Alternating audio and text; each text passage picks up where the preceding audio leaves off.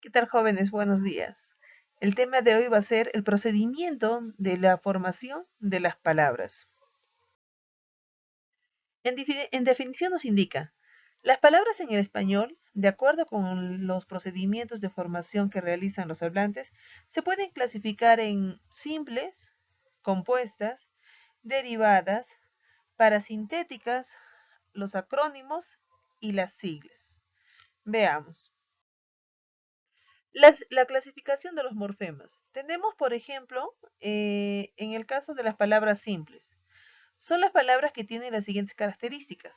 Uno, un solo lexema. ¿Qué quiere decir un lexema? Una sola raíz, aquella que tiene la carga significativa. Tenemos sol, flor, pan, reloj, etcétera. Un solo morfema. En este caso, por ejemplo, tenemos los prefijos, ¿no? Las preposiciones, mejor dicho, las conjunciones, pero estas carecen de significado. ¿Cuándo van a tener significado? Cuando vayan en un contexto, es decir, en una oración. Ahí tenemos, ¿no? A, pero, con, etcétera. Un lexema o morfema flexivo. Por ejemplo, estos que están apiñados a una raíz. Ahí dice iré.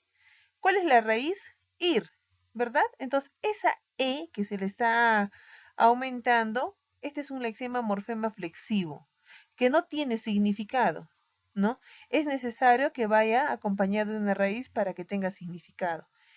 En este caso, estos son nuestros morfemas simples.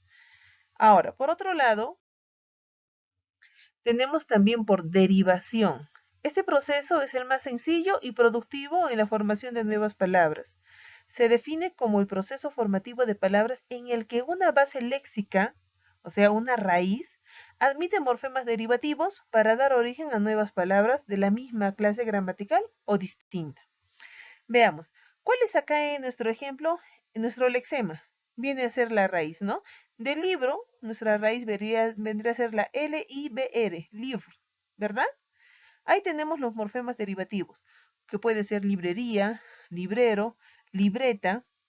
Entonces, a partir de una raíz que tenemos, que conocemos nosotros como lexema, aumentamos los morfemas derivativos.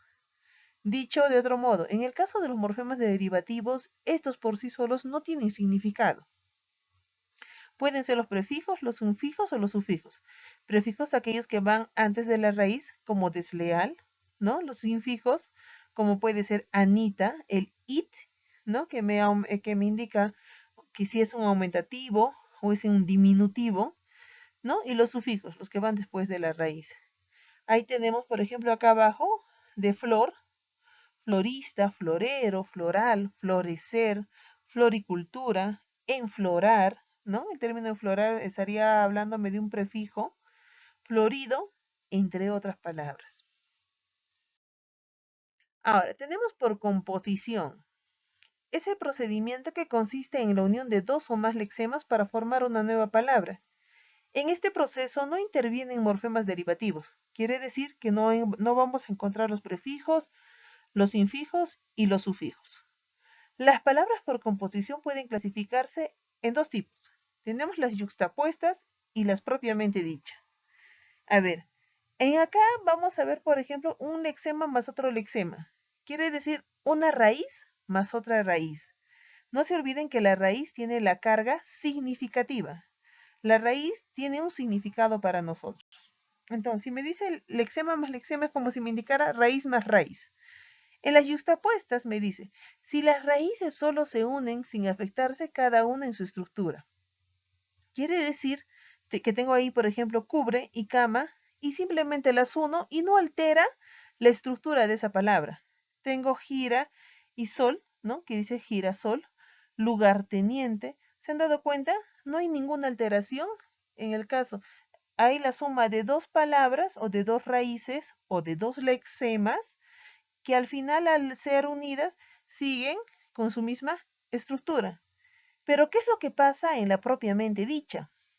Si las raíces se unen y una de ellas se altera fonéticamente en su estructura. En este caso sí hay una alteración. Tenemos, por ejemplo, pelo rojo. Cuando yo las uno, digo pelirrojo, ¿no? Por ejemplo, los aliancistas, no es blanco-azul su camiseta, es blanqui-azul, ¿no? Ojiverde, blanquirrojo. Entonces, en este caso tengo la unión de dos raíces. Cuando no sufre alteraciones es una yuxtapuesta y cuando sí sufre alguna modificación dentro de su estructura interna es propiamente dicha. Ahora tenemos la parasíntesis. Ese procedimiento que consiste en la combinación de los procesos de composición y derivación. Acá es como una fusión de los dos anteriores. Es decir, la unión de dos lexemas y morfemas derivativos para la formación de una nueva palabra.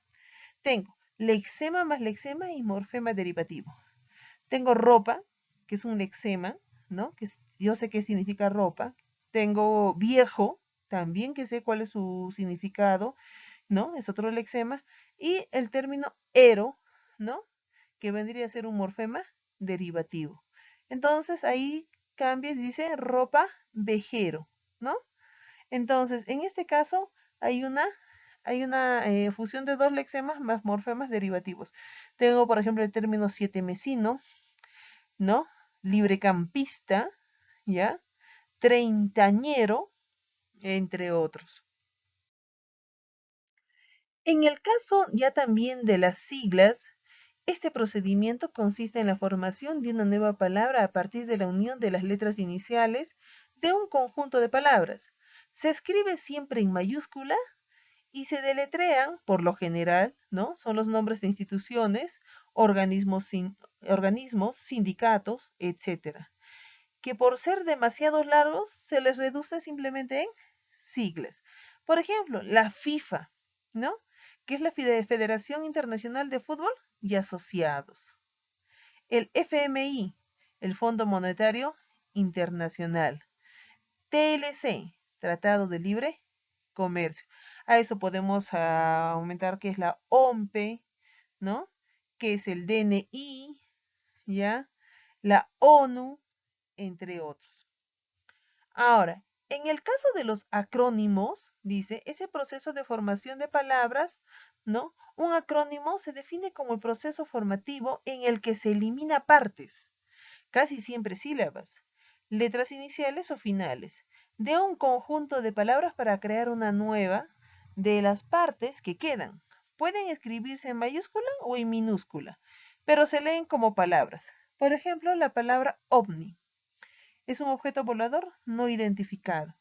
En este caso, ya tengo, podría aparecerse en el caso de las siglas, pero simplemente acá me indica, ¿no? Que es un proceso formativo donde se van eliminando algunas partes.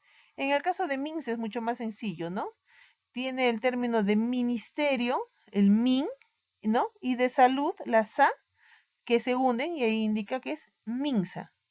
Ofimática, Oficina de Informática, Ministerio de Interior. Entonces, ¿cuál es la diferencia entre las siglas y los acrónimos? Uno, bastante sencillo, que en las siglas solamente te indican la primera letra de cada una de las palabras y estas siempre van en mayúscula. En el caso de los acrónimos, parte, ¿no? O te muestra la parte de la palabra, no utilizan toda, ¿ya? Y estas van en minúscula. Muy bien, jóvenes, creo que con esto está clarito el tema de hoy. Ahora, aparte de esto, nosotros vamos a encontrar, por ejemplo, el acortamiento y la onomatopeya. En el caso del acortamiento, es uno de los procesos que pone de evidencia la economía lingüística de un hablante. Se define como el proceso en el que se reduce, ¿no? Se disminuye el significante de una palabra al inicio, al medio o ya sea al final de esta. Por ejemplo, cuando nosotros decimos quiero sacarme una fotografía, ¿no? Ya no utilizo el término fotografía, simplemente lo reduzco y digo, no, me gusta esa foto, que es lo mismo. En vez de decir autobús, digo simplemente bus. En vez de decir iré este fin de semana cinematografía, a la cinematografía, iré al cine, entre otras, ¿no?